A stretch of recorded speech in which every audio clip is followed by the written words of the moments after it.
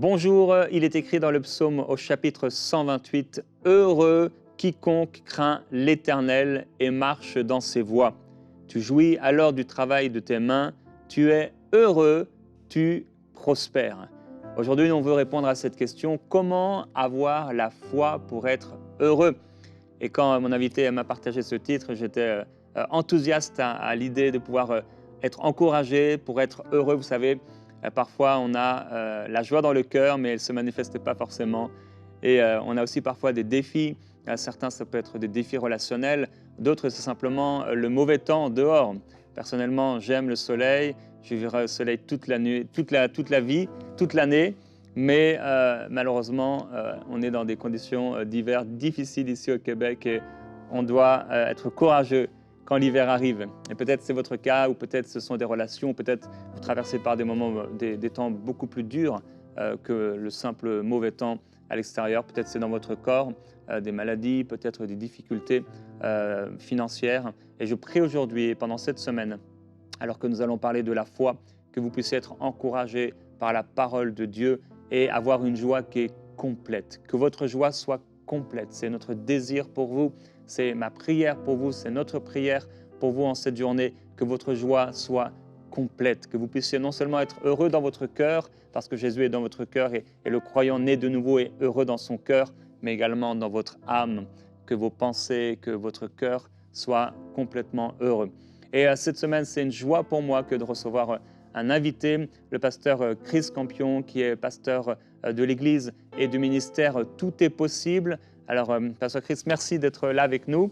Donc, tu me disais, tu es 6 mois dans l'année à Paris et 6 mois à Perpignan. C'est original. Et peut-être tu peux te présenter en quelques mots et je te laisse la parole.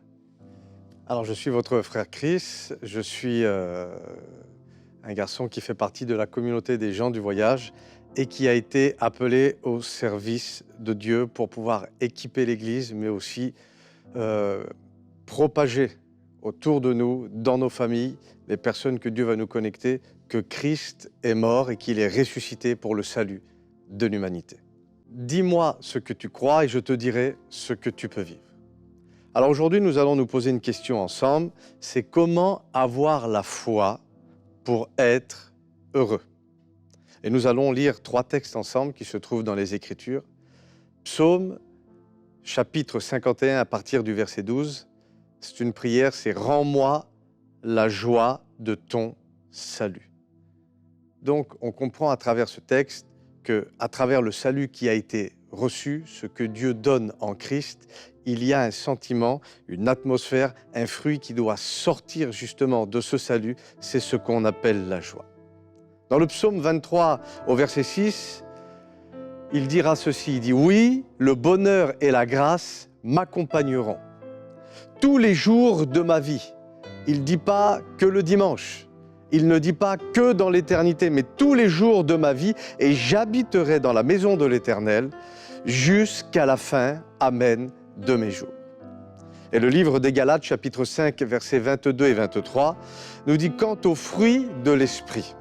Et le fruit de l'esprit, il faut considérer que c'est la semence que Dieu a déposée en nous à travers la nouvelle naissance. Certains vont le définir comme étant le caractère de Christ en nous.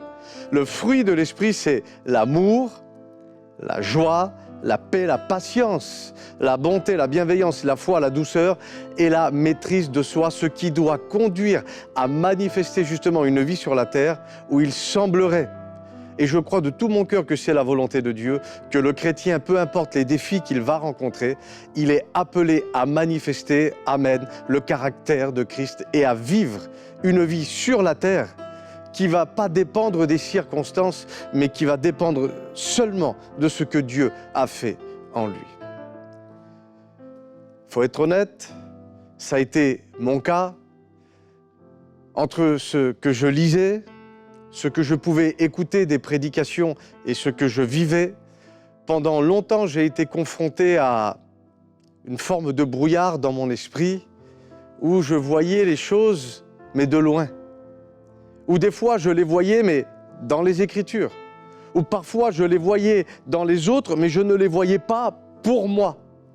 Et quelque part, à un moment donné, j'ai cru à ce qu'on appelle cet évangile de souffrance, où il faut en permanence renoncer pour peut-être être agréé de Dieu et vivre quelque chose de manière ponctuelle, alors qu'en réalité, la Bible nous parle de manière très claire que Dieu a des projets de paix et non de malheur. Et écoutez bien, le texte littéral dira « afin de nous donner un avenir fait d'espérance ». Non seulement pour nous-mêmes, mais aussi dans ce que nous allons véhiculer pour les gens qui nous entourent. Mais pendant longtemps, j'ai été confronté à tellement d'échecs que je ne croyais plus personnellement qu'être chrétien et être heureux étaient compatibles. Seule façon que je retrouvais dans mon cœur de pouvoir de manière ponctuelle être heureux, c'était quand je me rappelais des souvenirs que j'avais dans le monde. Alors que ça ne devrait pas fonctionner comme ça, parce que la véritable paix, la véritable joie ne vient pas de notre nature charnelle, elle ne vient pas de ce que le monde a pu nous donner, mais elle vient justement de ce que Christ a à nous offrir. Et oui, même s'il y a des guérisons, des délivrances, ces choses-là que Dieu peut nous faire vivre, il y a quelque chose qui s'appelle la vie éternelle. Et quand tu nais de nouveau, tu es confronté à ça en priorité, et la vie éternelle doit justement être quelque chose qui doit alimenter en toi, booster en toi le fait que oui, demain si tu quittes cette terre, tu vas les ouvrir dans la présence de Dieu. Déjà avoir cette espérance de savoir que le Seigneur va venir un jour chercher son Église. Mais je vous dis la vérité, il y a un moment donné, ça a comblé une partie de ma vie, mais la vérité, j'étais sur la terre. Alors c'est bien beau d'expliquer ce qu'on va avoir dans le ciel, même si on ne sait pas tout, mais la réalité, c'est que je suis sur la terre et j'ai des problèmes, j'ai des difficultés, j'ai des projets. J'ai un foyer, j'ai des enfants à élever, j'ai un travail. Comment je fais pour refléter justement toutes ces choses, alors qu'en réalité, je prends les épreuves en pleine face et de plus en plus, je crois à ce qu'on appelle un évangile de médiocrité. Où non, c'est pas possible d'être heureux. Toi, tu es déjà chrétien, et où on va prendre même parfois des textes. C'est ça qui est dramatique. Où on n'a pas compris le sens des textes, et on prend des textes qui deviennent des cachettes, excusez-moi du mot, sataniques. Où en réalité, le texte, comme il n'est pas compris, et nous, on va le prendre pour que ça soit un petit peu un substitut à notre souffrance. Oui, dans les derniers temps, il y aura des temps difficiles. Oui, l'amour va se refroidir, la foi ne sera plus là. Mais il y a aussi des textes qui disent que là où le péché abonde, amen, la grâce de Dieu se multiplie et elle va surabonder. Que dans les derniers temps, Dieu allait répandre son esprit sur toute chair. Et c'est très important, Église, de ne pas faire de nos échecs, de ne pas faire de notre manque de réussite, notre manque d'épanouissement, une doctrine, une théologie. Parce que le grand problème, c'est que quand on commence à croire à des choses qui ne sont pas dans l'ordre ou dans la direction que Dieu nous a donnée, on se paralyse nous-mêmes. Et on commence même à avoir des prières qui nous paralysent parce que la foi vient de ce qu'on entend. Qu'est-ce qui sort de ta bouche? Qu'est-ce que tu pries? De quelle manière tu pries? Jonas, il est dans le ventre du poisson. La Bible dit qu'il est à l'ancrage des montagnes, on ne peut pas être au plus bas. Et il est en train de dire merci Seigneur parce que tu m'as libéré. Voilà de quelle manière nous devons prier pour pouvoir justement manifester, alléluia, la puissance de Dieu en nous. J'aimerais te dire que c'est possible. Peut-être des gens autour de toi, certainement des gens autour de toi. Je vais loin, excusez-moi, je ne juge personne. Même des pasteurs qui croient à cet évangile-là t'ont dit ces choses et ça te paralyse. Mais j'aimerais te dire qu'il y a plus. Là où tu es, tu peux dire amen. Il y a plus. Là où même des fois ça devient dramatique, c'est ce que je faisais des fois. Je regardais des gens qui vivaient plus mal que moi et je me consolais grâce à leur mal-être. Alors qu'en réalité, ce qui doit me consoler en priorité, c'est le salut, amen, que Dieu m'a accordé. Et je me rappellerai toute ma vie, c'était un hiver, j'avais commencé à prêcher l'évangile, j'étais un jeune prédicateur, mais j'étais pas bien. J'avais dans mon cœur un sentiment d'insatisfaction. Il y avait tellement de décalage entre ce que je pouvais lire, Pourtant, je prêche un Dieu juste. Et pourquoi ceux qui auraient été à l'époque de Jésus auraient été plus heureux que moi aujourd'hui? Le même Saint-Esprit, les mêmes défis, la même gloire, les mêmes problèmes, mais le même Dieu. Pourquoi eux, ils arrivent justement à manifester la joie, à chanter des cantiques et à adorer le Seigneur quand ils sont en prison? Et moi, j'ai toujours ce sentiment de solitude et je ne suis pas bien. Et je suis chez moi, j'allume la télé, je me mets sur YouTube et je cherche une prédication. Je dis, Seigneur, il faut que tu me parles, je ne suis pas bien. Et là, je vois un copain qui est là, un frère qui s'appelle Michael. Il exerce le ministère dans le sud-ouest de la France et son thème de message, c'est la sainteté et l'amour de Dieu. Et j'écoute la prédication et il parle des deux natures que Dieu possède et que Dieu veut nous faire vivre. Et à un moment donné, il parle de la croix. Mais je suis comme transporté dans cette prédication et c'est comme si que je suis face justement à cette croix. Et il donne toutes les paroles que Jésus dit à la croix. Et il arrive à ce moment où il dit « Tout est accompli ». Et quand il dit ça, c'est comme si que ce qui était dans la télé sort de la télé, cette parole, et elle vient justement s'imprégner sur mon cœur. Et je suis comme percuté. Je connaissais la vérité, mais je n'avais pas compris que la vérité était remplie de cet amour et que je pouvais justement devenir cette personne. Ou quand on me regarde, on ne me dit pas « être chrétien pour souffrir à ce point-là, ça ne m'intéresse pas ». Mais plutôt que, regarde, avec les problèmes qu'il a, avec les difficultés qu'il a rencontrées, toujours être dans la paix et dans la joie. Moi, je veux ça. Et quand cette parole a été donnée, que le frère a dit ça, j'ai compris quelque chose dans mon esprit. Et c'est comme si tout est accompli, ça veut dire qu'il n'y a plus rien à rajouter. Et quelque part, je disais, Seigneur, quand je viens vers toi et que je te dis, donne-moi la paix, Seigneur, je ne suis pas bien, j'ai besoin, Seigneur, que tu me donnes la joie. C'est comme si que dans mon esprit, ça disait, donc tu ne crois pas à ce qui a été fait. De demander ces choses-là, alors que Dieu te l'a déjà donné, il y a comme un non-sens. Et je faisais, c'était mon expertise, mon expérience, de Dieu comme un menteur. Et à ce moment-là, il y a comme quelque chose qui s'est passé dans mes pensées, et je dis, Seigneur, je ne te demanderai plus ces choses, parce qu'elles sont en moi. Elles sont en moi. Et j'ai compris en réalité, comme il a été dit dans les textes que nous avons dit, oui, le bonheur et la grâce, oui, le bonheur et la grâce, mais c'est la conséquence, alléluia, que la coupe, elle déborde. C'est la conséquence où on se positionne comme dans la peau d'une brebis, oui, où on est capable de manger face à nos adversaires. Pourquoi? Parce qu'on est au-delà de ça, parce qu'on n'a plus de temps à perdre. Et oui, le Seigneur, alléluia, est amour. Dis-le, Dieu est amour. Alors, on parle toujours de l'amour pour les autres, mais il y a aussi cet amour où on doit se laisser imprégner, et c'est ça, véritablement, la véritable repentance, ce moyen que Dieu nous a donné de pouvoir changer notre façon d'aborder la vie, notre façon justement de regarder à ce que Dieu doit être dans notre vie. Dieu est amour, et j'aimerais te dire que sa nature a été plantée, amen, en toi. Et même quand il y avait des moments difficiles dans la vie du Seigneur, la joie était toujours au rendez-vous. Être heureux dans la vie chrétienne n'est pas une option ou une chasse au trésor, c'est un héritage, alléluia, à manifester. Parce que j'aimerais aussi te dire quelque chose. Il y a des gens, tu ne pourras jamais leur dire que Dieu les aime, mais ils regarderont à travers toi que Dieu a fait une œuvre que personne ne pouvait faire.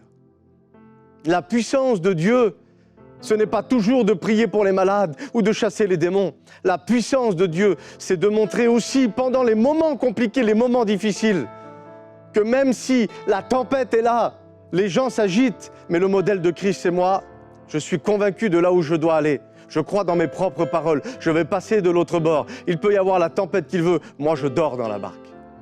Alléluia.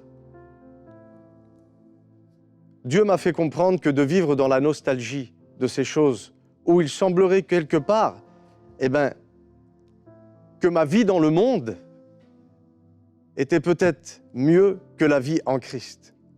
J'aimerais t'arrêter tout de suite avec cette croyance. C'est un mensonge du diable. Parce que Dieu t'aime. Dieu a un plan pour toi. Et il va te donner aussi, à travers la joie qu'il t'a déjà donnée, la capacité justement d'aller jusqu'au bout dans le nom de Jésus. Alors j'aimerais prier pour toi. J'aimerais que tu fasses silence là où tu es, peu importe où tu es. Que tu sois chez toi, au volant de ta voiture, en train de faire un jogging. Il y a quelque chose que tu dois comprendre. C'est que si Dieu te donne des choses et il te le demande de les manifester, c'est possible. Non, tu n'es pas la dernière roue du carrosse. Jésus est mort pour toi aussi et il est ressuscité pour toi aussi. Alléluia. Alors reçois ces simples paroles et reçois cette révélation que être heureux fait partie de ce que Dieu veut pour ta vie. Père, nous sommes devant toi, dans le nom de Jésus. Et c'est avec humilité et reconnaissance que nous voulons nous approcher de toi. Oui, tout est accompli. Il n'y a plus rien à rajouter. La paix et la joie se trouvent dans ce que tu as fait sur cette terre. Tu l'as dit à Nicodème. On ne pourra pas vous expliquer les choses du ciel, les choses célestes, si vous n'avez pas compris déjà ce qui se passe sur la terre. Et qu'est-ce qui s'est passé sur la terre, Père? Tu as donné ton Fils pour nous. Cette joie, cette paix, cet amour est devenu notre partage, notre héritage en Christ. Et nous ne voulons pas laisser à l'ennemi l'opportunité de nous écraser, non. Mais nous voulons aussi dominer sur cette chair, sur ce péché et sur Satan à travers la joie, alléluia, que tu nous as donnée dans le nom de Jésus. Dans le nom de Jésus. Que Dieu vous bénisse. Alléluia.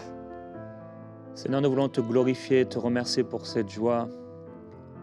Oui, tu as voulu que notre joie soit complète. Nous voulons nous saisir de cette joie malgré les circonstances. Mon frère, ma sœur, dans ce temps de prière, saisis-toi de cette joie, malgré les circonstances de ta vie.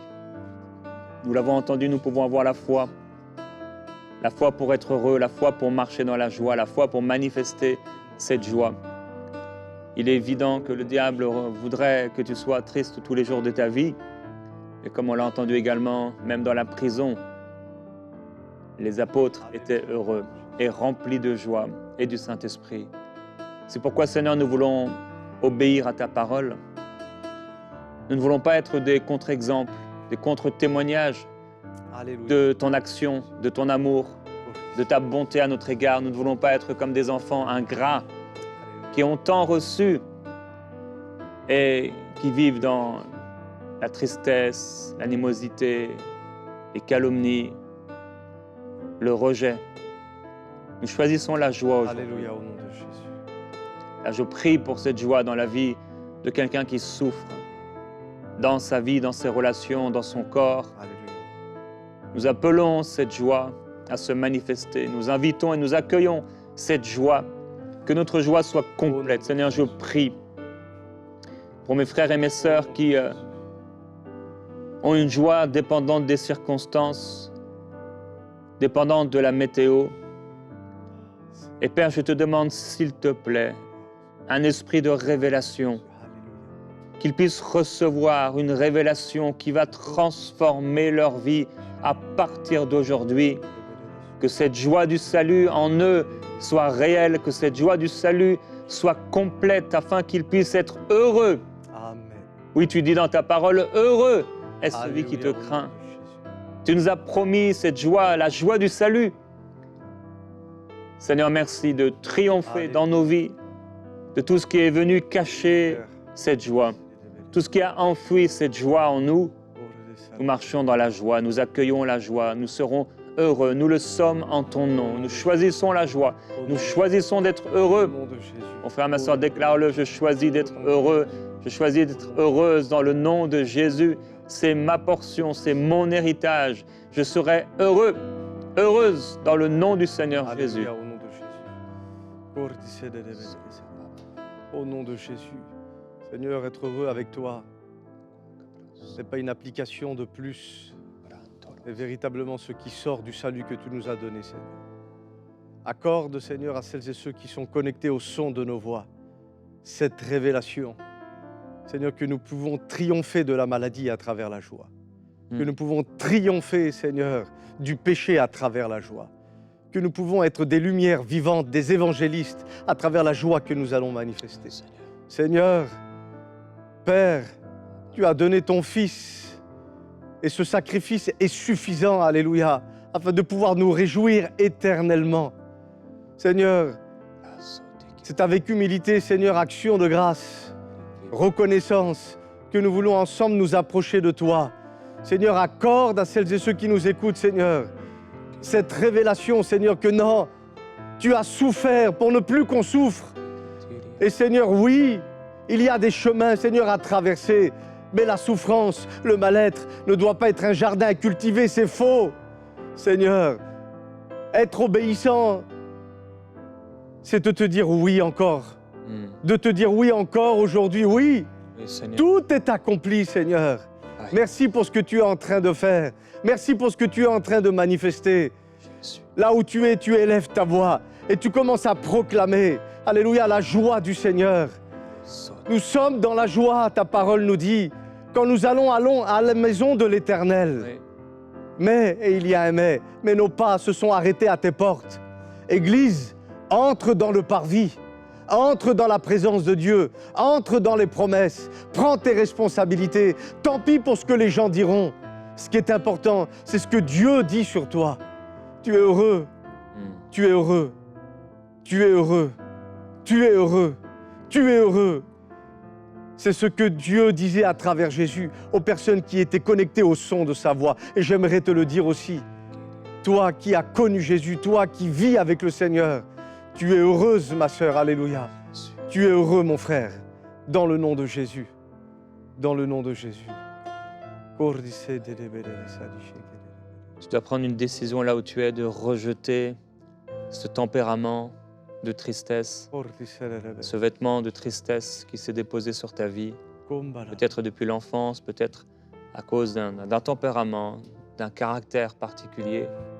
Peut-être tu es plus porté à la tristesse, à penser à des choses tristes. Aujourd'hui, dans ce temps de prière, prenons la décision de refuser la tristesse, de résister à cet esprit de mélancolie, de nostalgie qui nous ramène en arrière. Dans le nom du Seigneur Jésus-Christ, nous résistons à ce piège de l'ennemi, car c'est un piège. Satan, nous résistons et nous refusons Alléluia. Tout ce que tu voudrais semer en nous et planter en nous, tout ce qui a été semé dans nos vies, dans l'enfance ou toute forme de malédiction, Alléluia. nous les refusons au nom de Jésus-Christ. Nous serons heureux même au fond de la prison. Au nom de Jésus. Nous serons heureux même dans les difficultés, parce que le Seigneur est avec nous et celui qui vit en nous est plus grand que celui qui vit dans le monde. Seigneur, je choisis la joie. Je choisis la joie. Je refuse ce vêtement de tristesse. Il ne me va pas, je le refuse. Il est ôté de ma vie, dans le nom du Seigneur Jésus-Christ. Il est ôté de ma vie. Ma joie ne dépendra plus des circonstances. Ma joie ne dépendra jamais de ce qui arrive autour de moi, mais ma joie est plantée en Christ. Au nom de Jésus. Cette joie complète m'appartient. Dans le nom de Jésus-Christ. Alléluia. Cette joie complète m'appartient. Au nom de Jésus. Tristesse, tu ne fais plus partie de mon cœur, tu ne fais plus partie de ma vie. Tristesse, au nom de Jésus-Christ. Alléluia, au nom de Jésus. Où est ta force? Où est ton aiguillon? Alléluia. Christ t'a vaincu. Oui. Seigneur Jésus, merci. Oh, ton âme a été triste jusqu'à la mort afin de nous rendre heureux. Merci Seigneur Jésus pour ta grâce. Merci pour ton amour merveilleux. Nous te glorifions. Nous t'adorons Seigneur. Nous ne serons pas tristes. Et si parfois la tristesse vient dans notre âme, Seigneur, nous choisirons la joie. Alléluia. Alléluia. Au nom de Jésus. Au nom de Jésus. La tristesse, la peur, la dépression est comme un costume qui a été taillé sur mesure, mais pas pour toi. Ça, c'est pour Satan et ses démons. Et de revêtir ses habits, c'est ridicule. Mais j'aimerais te dire, Amen, et c'est ce que je reçois dans mon cœur, qu'il y a un costume, Amen, une belle robe qui a été taillée sur mesure. C'est le costume de la joie, c'est la robe de la joie, et elle t'attend. Comme si qu'elle est dans ta chambre, elle est dans la penderie, elle est là, et elle t'attend. C'est à toi de la revêtir, c'est à toi de la manifester. On attend souvent la prédication, on attend souvent le prédicateur, alors que la Bible dit qu'en Christ, nous avons déjà tout reçu, tel il est. Alléluia, tel nous sommes. C'est un héritage à manifester, Église, et c'est quelque chose qui est pour toi. Laisse le Seigneur transformer ce qu'il y a dans tes pensées. Oui, mais j'ai été appris autrement, et ça t'a apporté quoi depuis le temps? Ne fais pas parler la Bible, mais laisse la Bible, justement, s'expliquer par elle-même. Éphésiens chapitre 1, verset 3 nous dit ceci, c'est que Dieu a déversé en nous, dans l'Église, toutes les bénédictions, toutes les bénédictions que le royaume des cieux contenait. Que ce soit la puissance, l'autorité et la joie, elle existe dans le royaume, elle existe dans le ciel. Et tu es ce qu'on appelle le ciel, alléluia, sur la terre. Reçois cette parole maintenant, dans le nom de Jésus. Alléluia. Alléluia. Au nom de Jésus. Oh Seigneur, merci pour cette joie. Merci pour cette joie.